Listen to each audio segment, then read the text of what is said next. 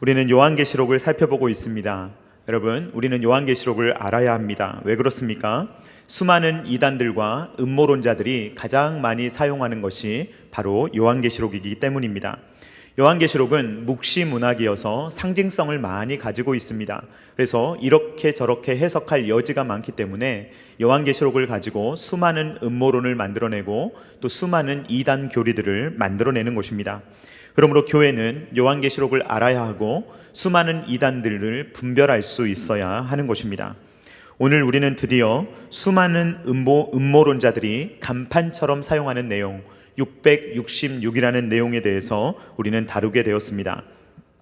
오늘 말씀을 잘 들으시고 다시는 음모론자들의 다시는 이단들의 말에 귀가 솔깃하지 않으시기를 주님의 이름으로 축원드립니다.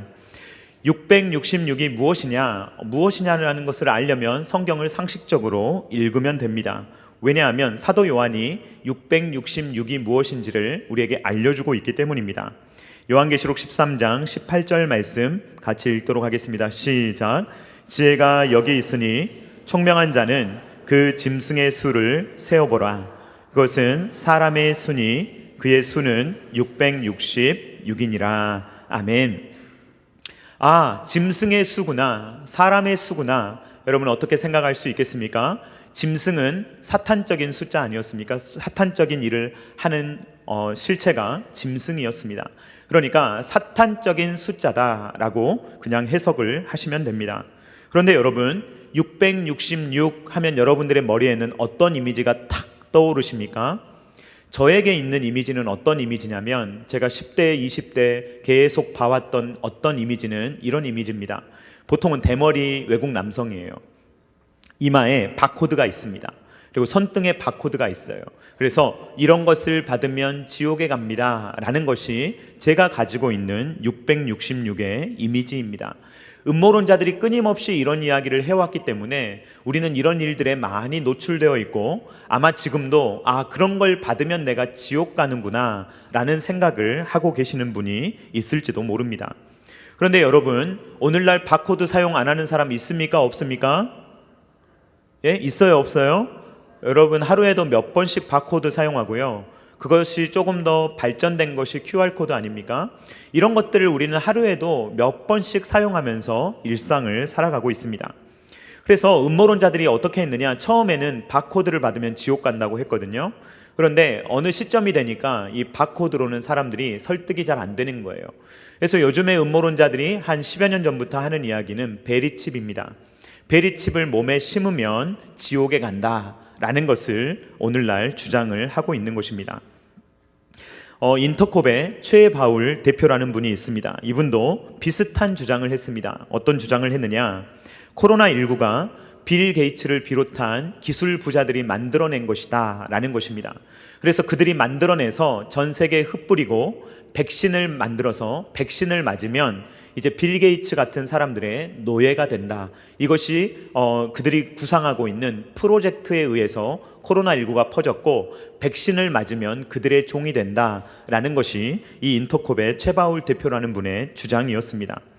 여러분, 바코드를 받는 것, 그리고 베리칩을 받는 것, 백신을 맞는 것 다 비슷한 논리의 음모론들입니다.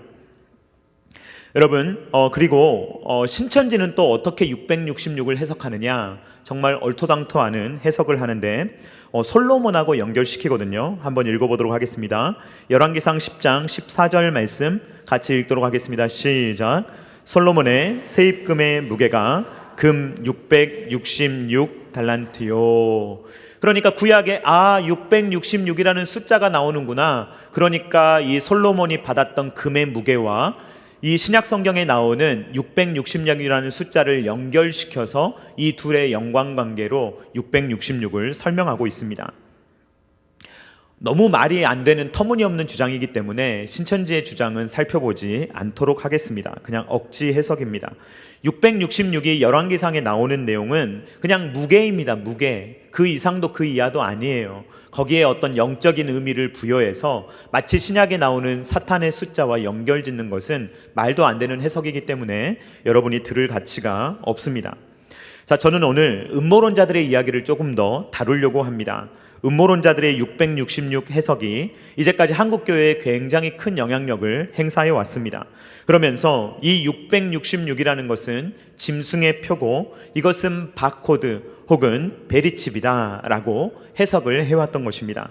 자, 어떤 문제가 있느냐? 첫 번째 해석에 대해서 먼저 살펴보도록 하겠습니다. 첫 번째 문제, 첫 번째로 음모론자들의 해석이 가지고 있는 문제는 무엇이냐면 이 666이 바코드다 혹은 베리칩이다 라고 해석할 수 있는 근거가 성경 66권 어디에도 없다라는 것입니다. 이것은 100% 순수하게 그들이 만들어낸 주장입니다. 그래서 이것을 베리칩에 대입시키면 끊임없이 나오는 기술들에 대해서 나중에 무엇이라고 말하겠습니까? 어떤 것도 매치가 되지 않습니다. 그렇기 때문에 우리는 성경을 해석할 때 666은 바코드다, 666은 베리칩이다 라고 해석할 수 있는 성경적인 근거가 0.00001%도 없다라는 것이 그들의 해석의 문제입니다. 그리고 만약에 여러분 바코드나 혹은 베리칩이 666이다 라고 만약에 한다면 어떤 문제가 발생합니까? 사도 요한에게 666이 의미가 있겠습니까? 없겠습니까? 아무런 의미가 없는 겁니다. 2000년 후에 바코드와 이 베리칩이라는 기술이 발달된 이후에 사용될 것인데 사도 요한에게 무슨 의미가 있겠습니까? 그리고 이 요한계시록을 받아보는 성도님들에게 어떤 의미가 있겠습니까? 아무런 의미가 없는 것입니다. 2000년 동안이나 아무 의미가 없는 말씀을 이 사도 요한과 7교회가 보도록 하셨다는 것은 전혀 말이 되지 않는 것입니다. 이 666이 누구냐, 무엇이냐라는 것을 해석할 때 학자들이 가장 많이 사용하는 방법은 무엇이냐면 게마트리아라는 방법입니다. 이 게마트리아라는 것은 무엇이냐면 예전에 문자를 가지고 숫자를 표현할 때가 있었습니다. 그러니까 기역, 니은, 디귿 이런 것을 가지고 숫자를 표현할 수가 있었던 거예요. 알파벳을 가지고 숫자를 표현할 수가 있는데 헬라어나 히브리어로 그 알파벳을 가지고 숫자를 표현할 수 있었기 때문에 사람의 이름을 표현할 때 숫자로 표현할 수도 있었다라는 것입니다. 이것은 일종의 암호 같은 것인데요. 폼페이의 한 벽화를 보면 나는 이름의 수가 545인 그녀를 사랑한다 라는 글귀가 남아있다고 합니다. 그러니까 사람을 가리킬 때 어떤 숫자화해서 나는 몇 번을 사랑한다 라고 하면 그 사람이 누구인지는 해석이 다양하겠죠. 왜냐하면 숫자를 조합해 보면 이런 이름이 나올 수도 있고 저런 이름이 나올 수도 있기 때문에 다양한 사람이 될 수가 있는데 그것을 숫자로 표현할 수 있었다라는 것이 게마트리아라는 방법입니다. 그래서 수많은 학자들은 이 게마트리아를 사용해서 666을 누구라고 해석하냐면 네로라고 해석합니다. 시저 네로라는 글을 이 숫자로 풀어보면 616이 되기도 하고 666이 되기도 하는데 이것은 약간 억지가 있어요. 그렇기 때문에 이것을 우리가 받아들이기는 좀 어렵습니다. 왜냐하면 666이 네로를 말하는지 아니면 수많은 이름 조합이 가능하기 때문에 다른 사람을 말하는지 누구도 확실하게 666은 누구다라고 단언 지어줄 수 있는 사람이 단 한 사람도 없기 때문입니다. 그래서 666을 어떻게 해석해야 되느냐? 여러분 요한계시록을 해석할 때는 문자적으로 해석해야 될 때도 있지만 대부분 무엇으로 해석해야 됩니까? 상징으로 해석을 해야 합니다. 666은 문자로 해석해야 되겠습니까? 아니면 상징으로 해석해야 되겠습니까? 상징으로 해석해야 합니다. 그렇기 때문에 666은 이 사람이다, A다, B다 이렇게 말할 수가 없다는 것입니다. 666이라는 것은 상징수입니다. 그러면 이 상징수를 어떻게 해석해야 되느냐? 이 상징수는 누구에 대한 숫자입니까? 짐승의 숫자입니다. 자, 이 짐승은요, 사탄의 삼위일체적인 그런 하나님의 흉내를 내는 일을 하는 것이 바로 짐승이었고, 그가 사탄적인 일을 한다, 사탄적인 공격을 통해 교회를 공격한다라는 내용을 우리가 살펴보았습니다. 그러니까 666을 저는 이렇게 해석하는 것이 가장 옳다고 생각합니다. 자, 6이 몇 개입니까? 3개죠. 저희가 요한계시록 13장에서 무엇을 보았습니까? 사탄적인 삼위일체를 보았죠. 이 붉은 용과 바다 짐승과 땅 짐승을 통해서 사탄이 삼위일체 하나님의 흉내를 내는 것을 보았습니다. 그것을 숫자로 표현하면 뭐가 된다는 것입니까? 6이 된다는 것입니다. 숫자를 3개 사용하여서 사탄적인 숫자를 표현할 때 666이라는 숫자를 사용하고 있다라고 볼 수가 있는 것입니다. 자, 여러분, 성경에서 완전을 표현할 때 몇을 사용합니까? 숫자 7을 사용합니다. 자, 6은 7에 가깝지만 7입니까? 아닙니까? 6은 영원토록 6입니다. 7은 영원토록 7이에요. 그렇다면 성경에는 나오지 않지만 만약에 하나님을, 삼위일체 하나님을 숫자로 표현하면 뭐라고 표현할 수가 있겠습니까? 7이라고 표현할 수가 있겠죠. 그러니까 777에 반대되는 개념으로 나온 숫자가 몇이냐? 6이라는 숫자입니다. 자, 6은 절대로 완전수가 될 수 있습니까? 없습니까? 절대로 될 수가 없습니다. 6이 아무리 3개가 모인들 6은 절대로 7이 될 수가 없습니다. 그러니까 666이라는 숫자가 의미하는 것은 무엇이냐면 하나님이 아닌 불완전한 적그리스도적인 어떤 활동을 총칭하여서 666이다 라고 표현하고 있는 것입니다. 수많은 음모론자들은 이렇게 이야기합니다. 666은 네로라고 했다가 교황이라고 했다가 히틀러라고 했다가 바코드라고 했다가 베리칩이라고 했다가 백신이라고 했다가 오늘날 등장하는 어떤 인물이 666이다 라는 식으로 주장하는데, 여러분, 666은 그런 식으로 대입해서 알 수 있는 내용이 절대로 아닙니다. 여러분, 적그리스도는 한 명이었습니까? 여러 명이었습니까? 네? 몇 명이었죠? 여러 명이었죠? 한 명이 아니에요. 적그리스도는 딱 한 명이 아니에요. 사도 요한이 오늘날 적그리스도들이 많이 일어났다고 했잖아요. 666도 마찬가지입니다. 666은 딱 한 사람을 말하는 것이 아니라 예수님을 대항하는 적그리스도적인 활동을 하는 모든 자들을 다 총칭해서 666이다 라고 하는 것입니다. 그러니까 666은 다양한 형태로 다양한 시대의 여러 모습과 여러 모양으로 우리에게 온다라는 것입니다. 그러므로 사랑하는 성도님들, 어떤 새로운 음모론이 만들어진다 하더라도 그 음모론에 휩쓸리지 마시기를 주님의 이름으로 축원드립니다. 이것이 첫 번째 문제예요. 성경적 근거가 전혀 없다. 이것이 첫 번째 문제고요. 두 번째 음모론자들의 문제는 무엇이냐? 이들에게 가지고 있는 치명적인 문제는 뭐냐면 구원론에 대한 치명적인 오류가 있습니다. 여러분, 우리가 구원받는 것은 하나님의 은혜로 되는 것입니까? 아니면 우리의 행위로 되는 것입니까? 하나님의 전적인 은혜인 줄로 믿습니다. 하나님께서 값없이 주시는 선물인 줄로 믿습니다. 그런데 수많은 사람들이요, 이 구원을 갑자기 틀어가지고 조금씩 행위구원으로 만들어버려요. 100% 하나님의 은혜라고 우리는 고백하는데 갑자기 0.1%, 0.2%, 1%를 빼가서 인간이 0.1%, 0.2%, 1% 해야 구원받는다는 식으로 말을 슬쩍 바꾸는 거예요. 그래서 이렇게 말하는 겁니다. 베리칩을 받지 않아야 구원받습니다 라고 이야기를 하는 거예요. 여러분, 베리칩을 받지 않아야 구원받는다면 은혜 구원입니까? 행위 구원입니까? 행위 구원이죠. 여기에서는 제가 여러분 은혜로 구원받는 줄 믿습니다 하면은 다 아멘 하셔놓고 밖에 나가서 누가 베리칩 받지 않아야 구원받습니다 그러면은 솔깃한다니까요. 여러분, 그러지 마시기를 주님의 이름으로 축원드립니다. 그러시면 안 됩니다. 음모론자들의 주장을 만약에 받아들인다라고 한번 생각해 봅시다. 가정해 봅시다. 만약에 이 666이 바코드나 베리칩이고 이것을 받지 않아야 구원받는다라고 성경을 해석한다면 이 구절도 우리는 해석하고 적용을 해야 돼요. 자, 요한계시록 14장 1절 말씀 같이 읽도록 하겠습니다. 시작. 또 내가 보니 보라, 어린 양이 시온산에 섰고 그와 함께 14만 4천이 서 있는데 그들의 이마에는 어린 양의 이름과 그 아버지의 이름을 쓴 것이 있더라. 아멘. 이것도 해석을 해줘야 돼요. 만약에 이 짐승의 표를 받는 것이 만약에 베리칩이다 라고 한다면 교회에서 무엇을 줘야 된다는 것입니까? 하나님의 입맞은 표를 줘야 된다는 거예요. 베리칩에 상응하는. 그래서 교회에서 그런 것들을 나눠 주어서 그런 것들을 받아야만 구원을 받는다라는 의미가 되는 거예요.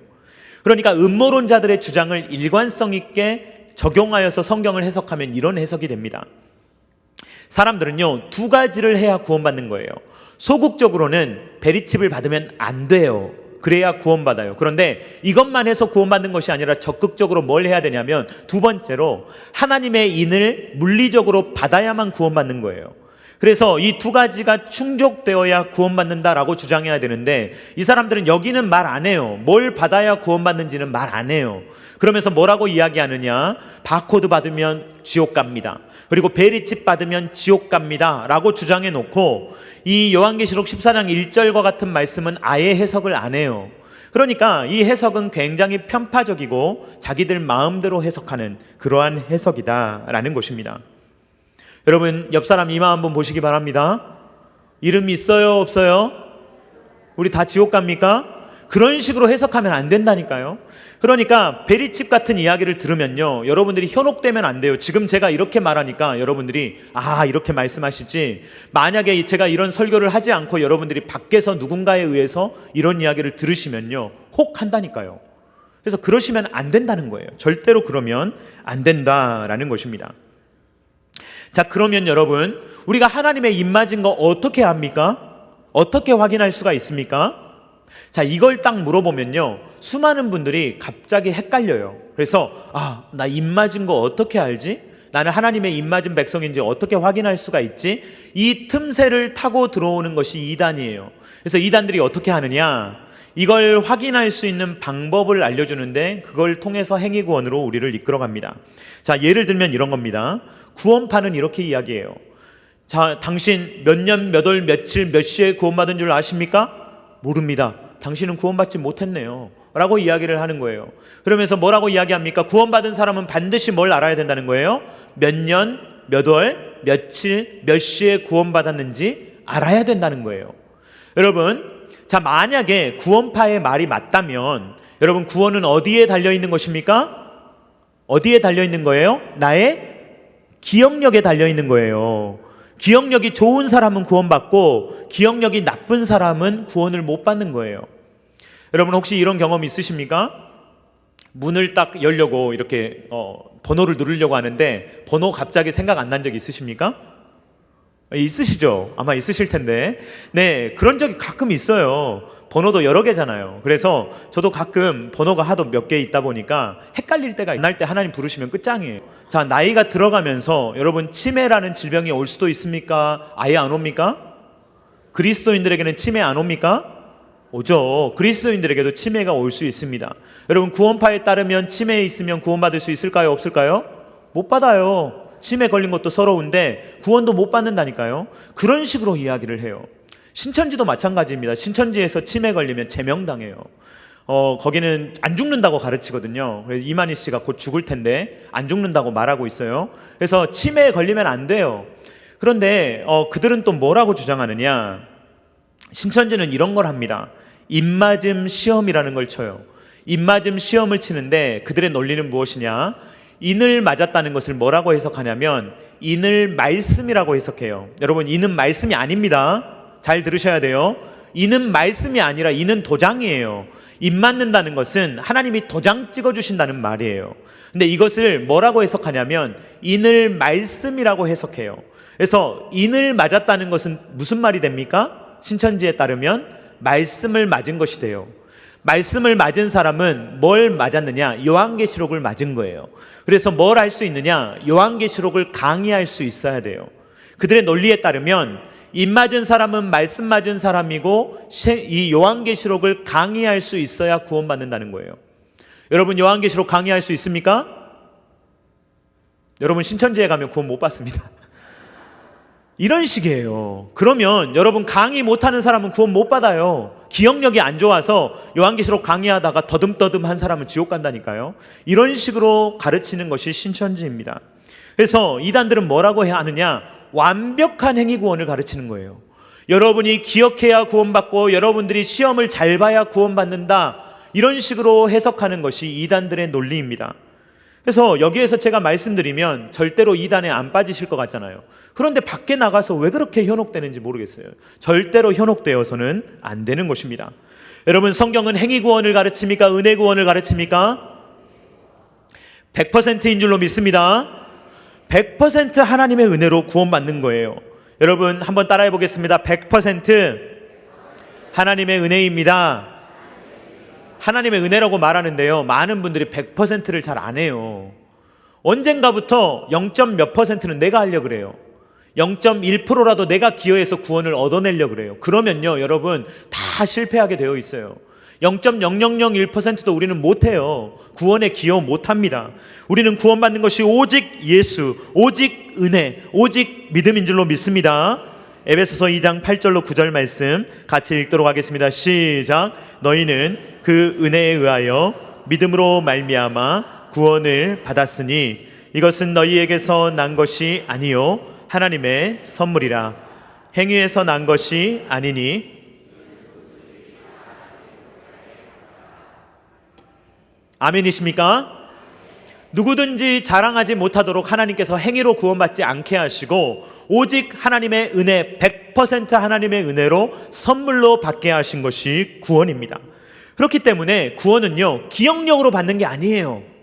우리가 뭘 잘해서 받는 것이 아닙니다. 구원은 내가 받아내는 것이 아니에요. 내가 획득하는 것이 아니에요. 주님이 획득하신 것을 우리에게 선물로 주시면 우리는 구원을 100% 받는 것입니다. 그러니까 바코드를 안 받아야 구원받는다, 행위예요.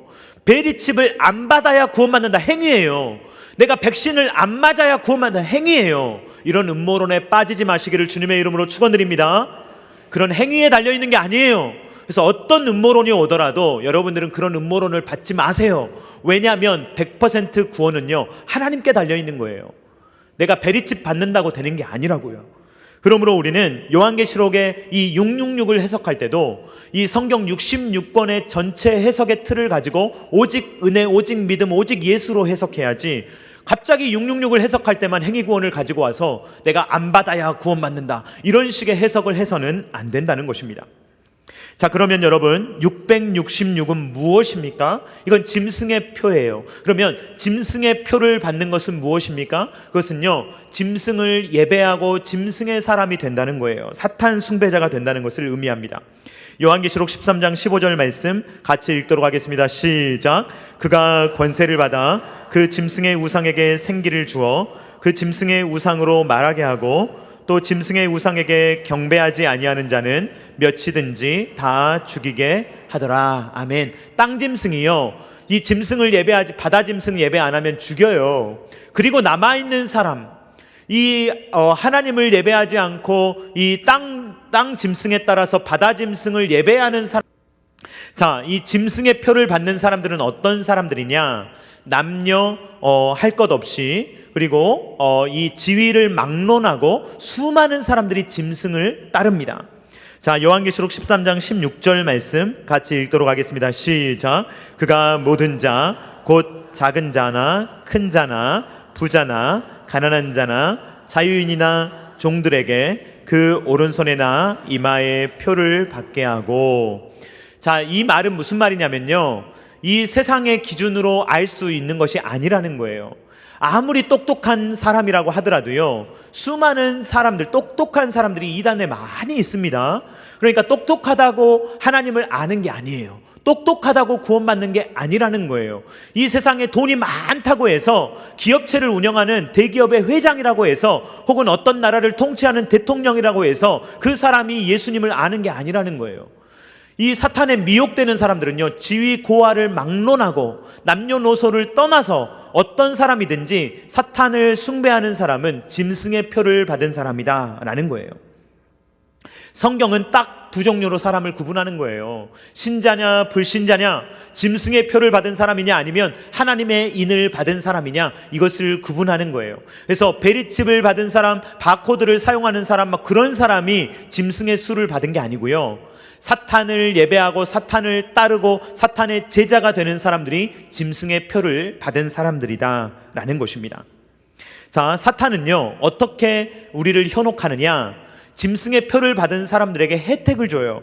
요한계시록 13장 17절 말씀 같이 읽도록 하겠습니다. 시작. 누구든지 이 표를 가진 자 외에는 매매를 못하게 하니 이 표는 곧 짐승의 이름이나 그 이름의 수라. 아멘. 요한계시록의 문맥에서 보면 짐승의 표를 받는 사람, 짐승의 표가 의미하는 것은 누구냐? 로마를 가리키고, 로마 제국을 가리키고 로마 황제를 가리킵니다. 그때 당시의 문맥에서는 그래요. 그렇다면 그때 황제들이 무엇을 했느냐? 황제들은요, 교회를 핍박했습니다. 그리고 자기를 신으로 숭배하게 했습니다. 그래서 자기를 신으로 숭배하지 않는 그리스도인들을 핍박했어요. 이게 바로 그때 당시에 짐승의 표를 받는 것이고, 그때 당시에 황제를 숭배하는 사람들은 수많은 이득을 얻고 황제를 숭배하지 않는 자들에게는 불이익이 주어졌던 거예요. 그 말을 하는 것입니다. 그때 당시에도 길드 같은 게 있었어요.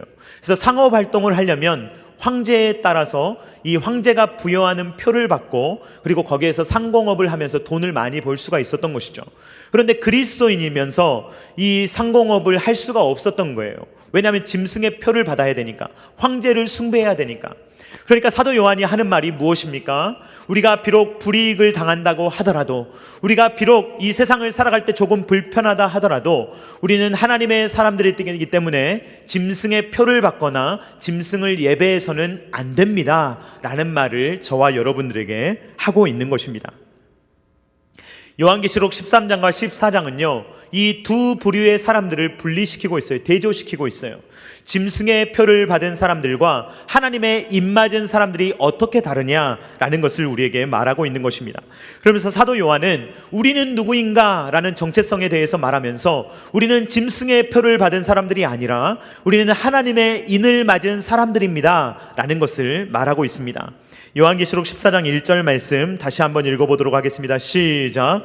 또 내가 보니 보라, 어린 양이 시온산에 섰고 그와 함께 14만 4천이 서 있는데 그들의 이마에는 어린 양의 이름과 그 아버지의 이름을 쓴 것이 있더라. 아멘. 여러분, 이것은 물리적인 것을 말하는 것이 아닙니다. 물리적으로 이름이 쓰여 있는 것을 말하는 것이 아니라 하나님의 인치심은 영적으로 오는 것입니다. 사랑하는 성도님들, 우리는 영적으로 하나님의 인치심을 받습니다. 누가 인쳐주시느냐? 성령 하나님이 우리를 인쳐주십니다. 에베소서 1장 13절 말씀 같이 읽겠습니다. 시작. 그 안에서 너희도 진리의 말씀 곧 너희의 구원의 복음을 듣고 그 안에서 또한 믿어 약속의 성령으로 인치심을 받았으니. 아멘.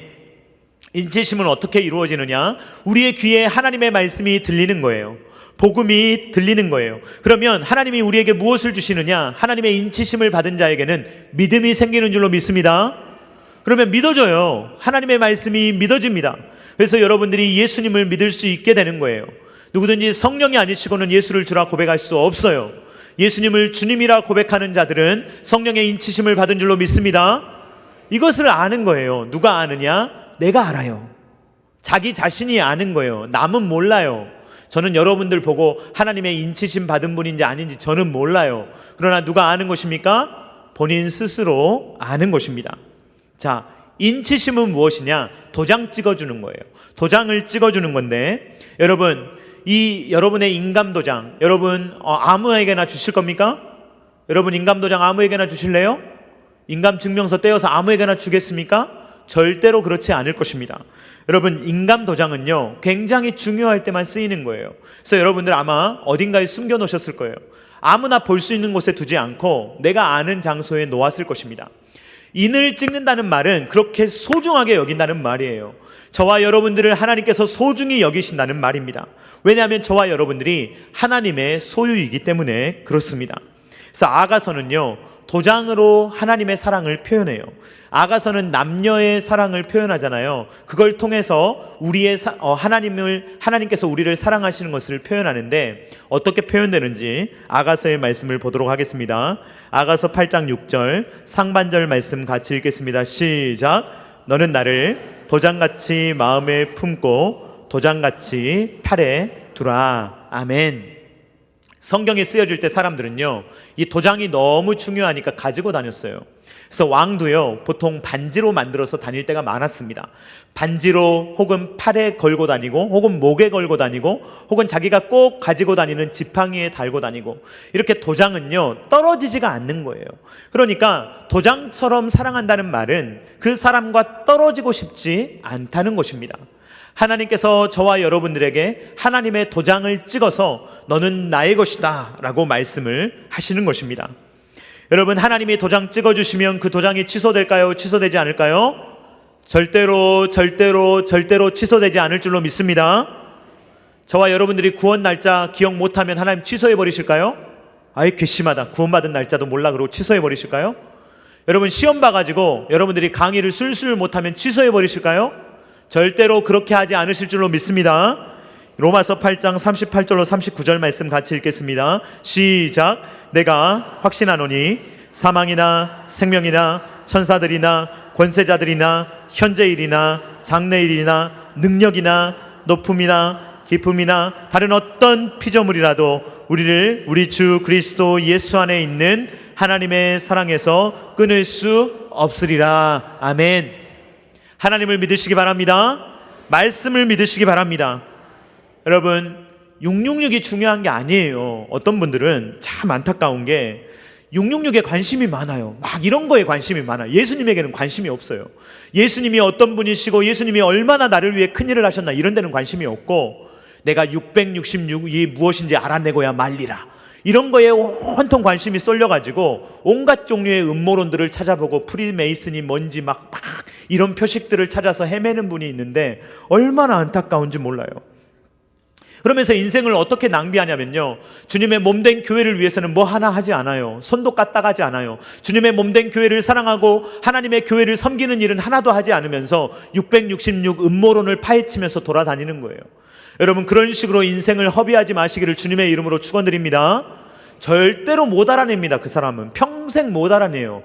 왜냐면요, 성경이 알려주질 않아요. 그런 식으로 666은 몇 년도 몇 월 며칠에 태어나는 누구란다라고 성경이 절대로 가르쳐주지 않아요. 그렇기 때문에 절대로 그런 식으로 알아낼 수 있는 게 아니에요. 상징수예요. 그렇기 때문에 그런 식으로 함몰되어서 살면 안 되고요, 우리는 성경이 말하는 바 하나님에 대해서 알고 하나님을 사랑하고 주님의 몸된 교회를 섬기면서 우리의 인생을 살아가야 한다라는 것입니다.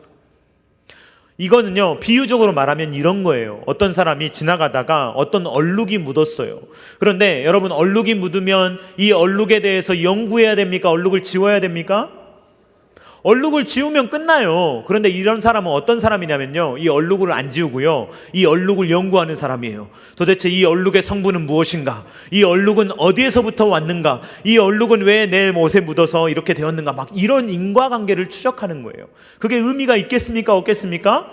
아무런 의미가 없어요. 그러니까 666이 뭔지, 도대체 이게 베리칩인지 바코드인지 여러분 다 쓸모없는 이야기고요. 그런 게 아니라 요한계시록이 말하려고 하는 것은 이것입니다. 여러분, 짐승의 표를 받으면 된다는 것입니까? 안 된다는 것입니까? 안 된다는 거예요. 사탄을 숭배하면 된다는 것입니까? 안 된다는 것입니까? 안 된다는 거예요. 누구를 따라가야 된다는 것입니까?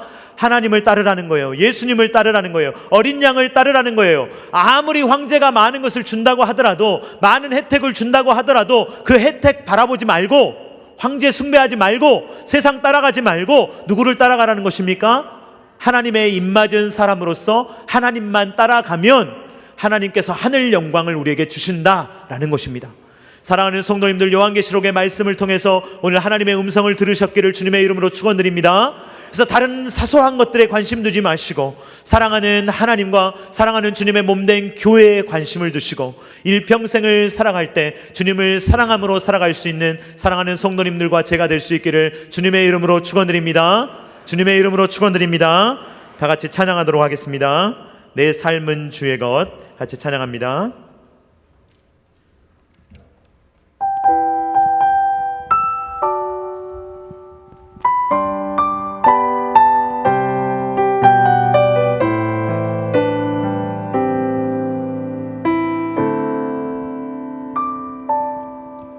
주님 내 길을 잘 아시고 내 걸음 아시네.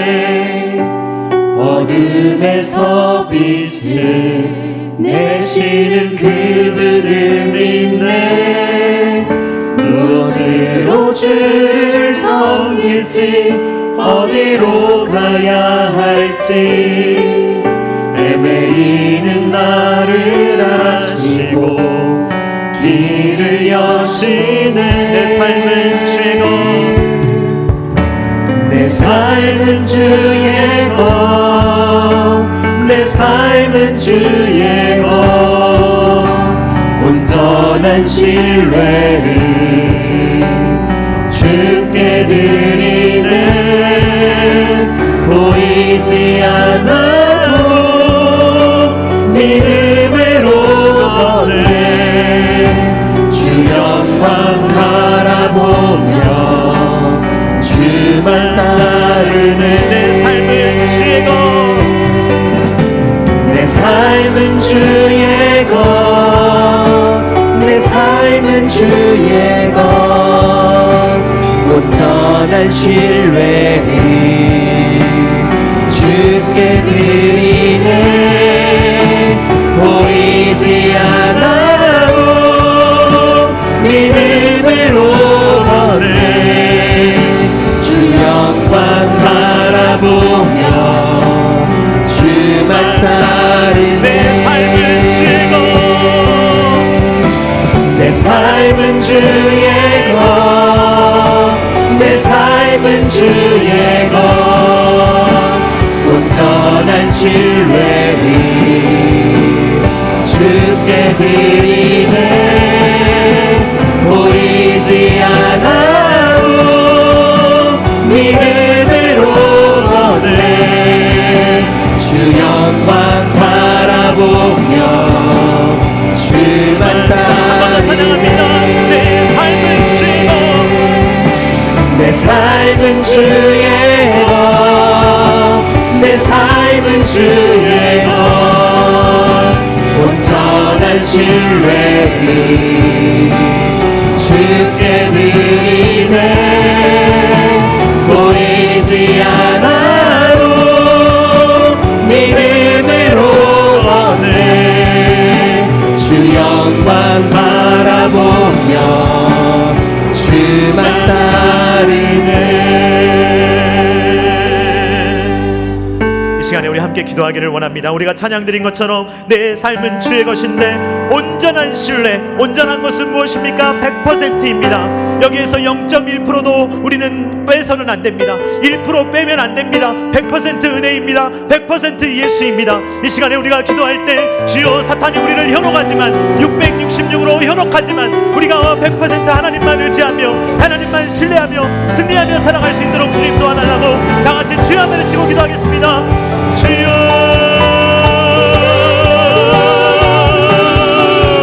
주 영광 바라보며 주만 따르네. 내 삶은 주의 것, 내 삶은 주의 것, 온전한 신뢰를 주께 드리네. 보이지 않아도 믿음으로 걷네. 주 영광 바라보며 주만 따르네. 내 삶은 주의 것, 내 삶은 주의 것, 온전한 신뢰를 주께 드리네. 보이지 않아도 믿음으로 걷네. 주 영광 바라보며 주만 따르네. 내 삶은 주의 것, 내 삶은 주의 것, 온전한 신뢰를 주께 드리네. 보이지 않아도 믿음으로 걷네. 주 영광 바라보며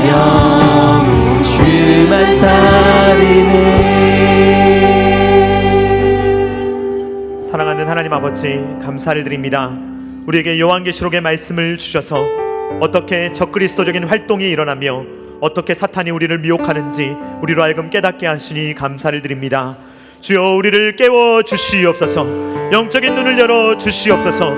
분별하게 하여 주시옵소서. 사탄이 아무리 교묘한 속임수를 쓴다 하더라도 주의 말씀으로 무장하여 이기게 하여 주시오며 분별하여서 주님 미혹에 빠지지 않도록 도와주시고 오직 주님이 기뻐하시는 승리의 신앙을 해갈 수 있도록 주님 역사하여 주시옵소서. 주님, 사탄은 100%를 깨뜨립니다. 자꾸 99% 만들고 98% 만들어서 우리의 행위를 끼워 넣으려고 하고 우리의 지적인 능력을 끼워 넣으려고 하고 우리의 선행을 끼워 넣으려고 합니다. 그럴 때마다 주님, 우리가 그 모든 시험을 이겨내게 하시고 다 배제하게 하시고 오직 예수, 100% 예수, 100% 은혜, 100% 믿음으로 살아갈 수 있도록 도와주시오며 주님, 모든 사탄의 괴계를 물리치게 하여 주시오며 아버지 하나님의 은혜로만 온전히 승리하는 삶을 살아갈 수 있도록 주님 역사하여 주시옵소서. 우리는 하나님의 입맞은 자들이며 절대로 짐승을 따라갈 수 없으며 짐승이 아무리 많은 혜택을 우리에게 준다 하더라도 쳐다도 보지 아니하며 우리는 하나님만 따라가리라 고백하며